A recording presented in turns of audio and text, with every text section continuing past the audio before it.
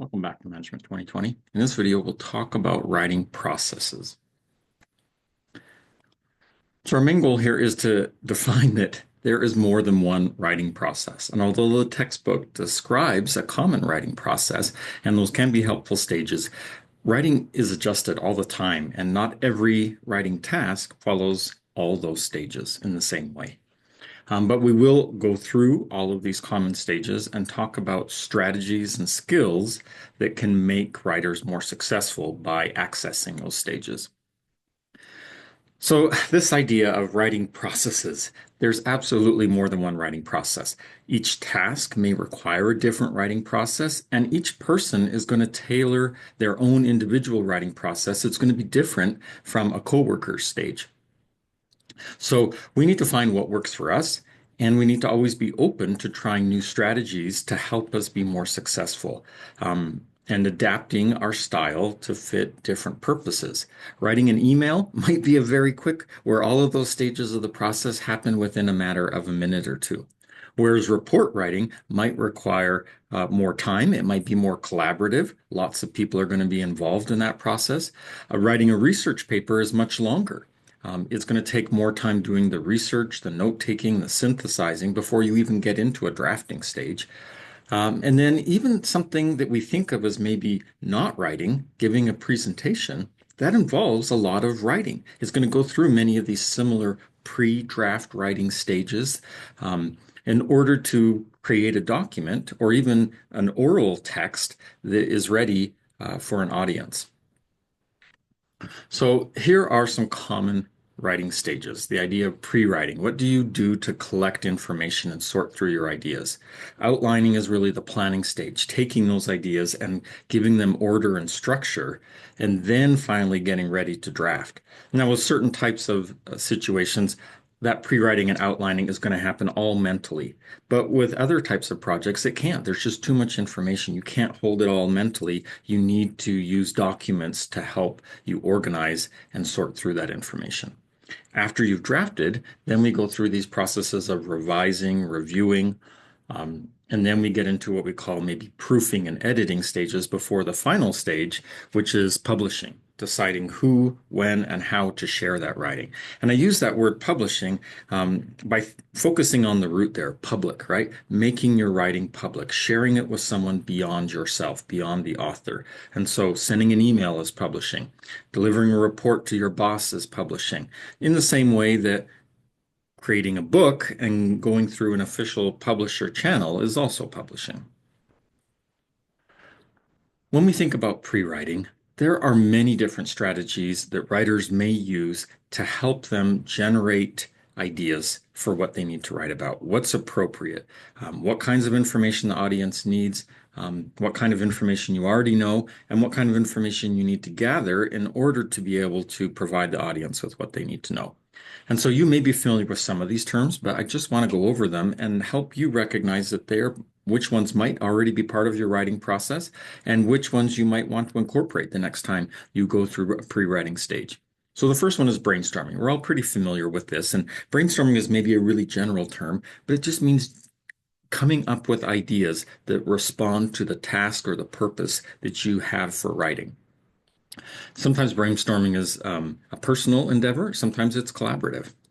Then you probably heard the term before, free writing. And free writing is maybe uninhibited, non-constrained writing.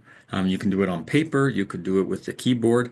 But the idea is we're not really worrying about sentence structure, we're not worrying about organization. We're just writing a really rough, not even first draft, just rough ideas to help us start thinking about the topic and where we want the topic to go.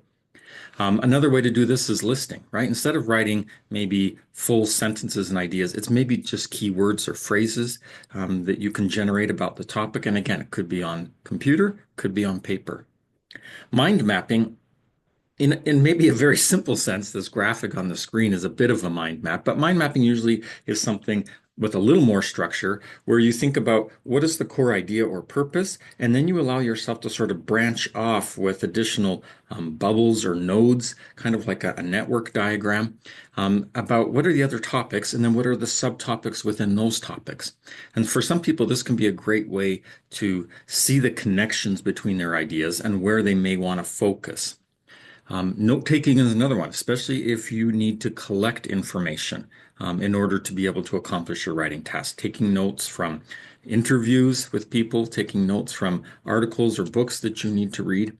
And then another one I want to mention here is the idea of discussing, talking about your topic with someone else. When I was in graduate school, the easiest way for me to plan my writing was to do my reading and my note taking and then go out for a run, think about it, and then come home and I was ready to start outlining and drafting.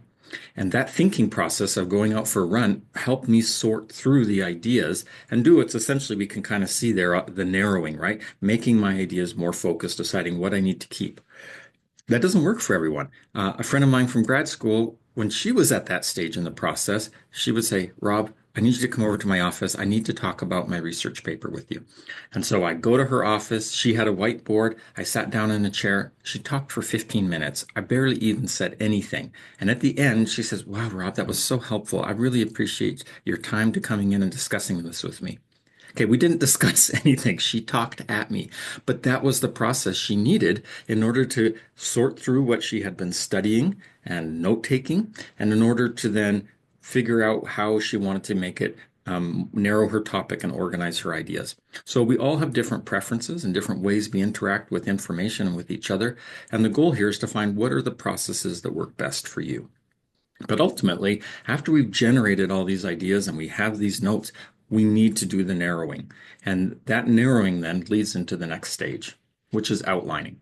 So outlining is the idea of creating a basic structure to what you're going to write. You think about what needs to come first, what's next, what after, what are the subpoints maybe in each part. The degree to which you create more detailed outlines will depend on what your writing task is. Some things are going to require more structure and more depth. If you're doing an email, maybe you don't even have an outlining phase other than maybe a mental outline that helps you structure, your one or two paragraphs.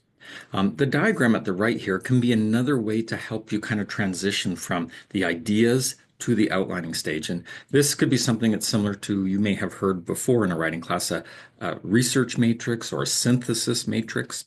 And the idea here is we take all of the ideas we've generated, and if it's a research paper, these are ideas that come from sources, and we carefully mark which ideas have come from which sources.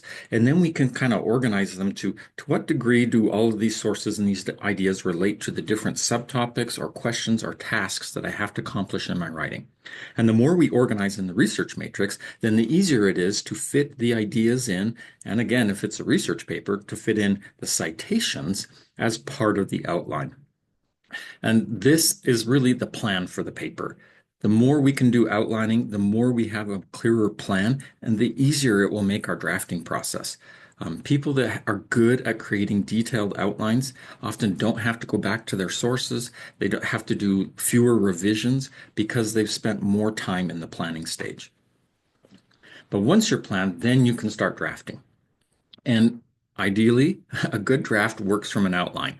And again, whether that is a detailed written outline, or maybe that is the mental outline, because this is a very short, simple writing task. With longer papers, I recommend you start with the body, right? Look at your outline, and it's hard to write the introduction and conclusion in the beginning because you haven't written the paper yet. It's hard to introduce a friend if you haven't met this friend yet. So meet the friend, meet the paper by writing the body. You should already have that plan from your outline. Start writing it, and as that paper develops and as you eventually finish it, then you'll have a clearer sense of how to introduce it and how to conclude it. Now, it doesn't mean that you don't already have a working thesis statement as you start drafting the body. Of course, you have all of that, but the final really structure of the introduction and conclusion may come at the end. Some students really struggle with sitting down and typing at a computer. So consider using voice typing. Most word processors now have a voice typing feature. You can turn it on, and then you just speak at your computer. Your microphone will translate your voice into words on the computer. It's not 100% accurate all the time, but it's a good place to get started with the first draft if you feel that writer's block. Many people find it easier to express themselves orally than in writing. And so voice typing can be a good transition. And then you can go back, add the sentence structure, fix any errors, but that can come later in the process. As you work on your writing, especially if it's a large project, take breaks. Give yourself rewards. Tell yourself you can have a little snack after you've worked for so many minutes or completed so many paragraphs. Or take a break and go do another activity. Come back refreshed to get back into it again. You'll have to find what works for you. Some writers find that once they get into a groove, they want to stay writing for an hour or two. It just works best for them. Others find that they need smaller breaks, but ultimately test it out and find what works to you.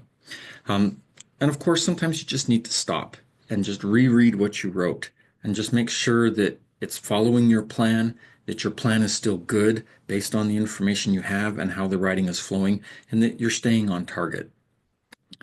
After you're at the point where you have a pretty good draft, you can start the reviewing and the revising stage. Now, reviewing is maybe rereading, and revising is making changes. And so these can go hand in hand. You can do a self-review where you can go back, reread it on your own, and then make changes on your own. You could invite a friend or a peer or a trusted person to look over your writing and suggest changes. And now, with the advent of technology, we can use technology for this stage. We have seen certainly, as we've looked at documents this semester, that word processing machines aren't bad at giving feedback on maybe grammar and spelling. They're not at a point where word processing systems are giving feedback on what we would consider macro language features. So macro language features are our content, our organization, the unity of our paragraphs, the flow between our paragraphs in discourse level writing. Also, they're not always necessarily great at giving advice on concision and clarity. So, but AI tools are. So if you have drafted it out, you could specifically ask AI to give you feedback on any one of these macro language features that you're looking at, and then consider its feedback and decide whether to apply it or not. When we work with others in this reviewing and revising stage, we need to have a receptive attitude. We are not our writing. It's just a draft. And it's okay for people to ask questions about it. It's okay for people to offer suggestions. Certainly, when we are a reviewer, I have tried to train, when I work as an editor of a journal, try to train our reviewers, read as a reader, ask questions as a reader. If something's not clear to you, make that clear. If something is exciting and great for you, share that as well, right? Writers need to hear both positive criticism, feedback, and constructive criticism. But as writers, we're ultimately in charge. So we decide what feedback to take and what feedback not to take. But if we have a resistant idea, like our writing's perfect and nobody better suggest any changes, we're not going to become the better writers that we could become by thoughtfully considering and evaluating feedback. Okay, our next stage is the proofing and editing stage. And when I work as an editor, we work in an open review process, which means that unlike many academic journals where it's kind of like the secret blind review and the writers don't know who's reviewing their editing, we use an open review process. The paper's in a Google document. The author can see the feedback that the reviewers have given them. I can see how the authors have responded to what the reviewers suggested, whether they accepted or didn't accept, and their rationale for that. And then my job as an editor is come in and resolve all the comments, make sure that the review went smoothly, and then move on to the micro language focus, which is making sure that the sentence and word level writing is also good, in addition to just verifying that we've got good flow throughout the paper. And so I look at things like spelling, grammar, punctuation, capitalization. I also look a lot at formatting and making sure that things are consistent throughout the paper. Does it look professional? And sometimes when I'm in this stage, I still have to go back and ask a few clarifying questions about macro language, things that might have been missed. But generally, I can focus on the micro language and clean up that paper so it looks ready for publication. So, one takeaway I think I want us to take from this discussion of uh, writing processes is that writing processes, especially in the business world, are often collaborative, which means we're using shared documents between people. And so when we enter information, others can also edit that information. They can ask questions, leave comments. And it's helpful that as we go through that process, we sometimes clarify with each other what's the goal of this document? At what stage of writing are we? And what kind of feedback do we want at this stage? But ultimately, we need to own our own work. And so, even though others may give suggestions or comments, we don't have to take them if we don't think it's right for the purpose and the goals of the paper. And we need to allow others that same empowerment to make their writing what they want it to be, even if they've asked us for feedback. So in this video, we've looked at how writing processes change depending on our purposes, depending on our personality. But even though there are differences, many of these common stages are going to happen, whether they happen on paper, on computer, or even mentally. But the more we can recognize these stages and recognize what works for us, the more we can improve as effective writers.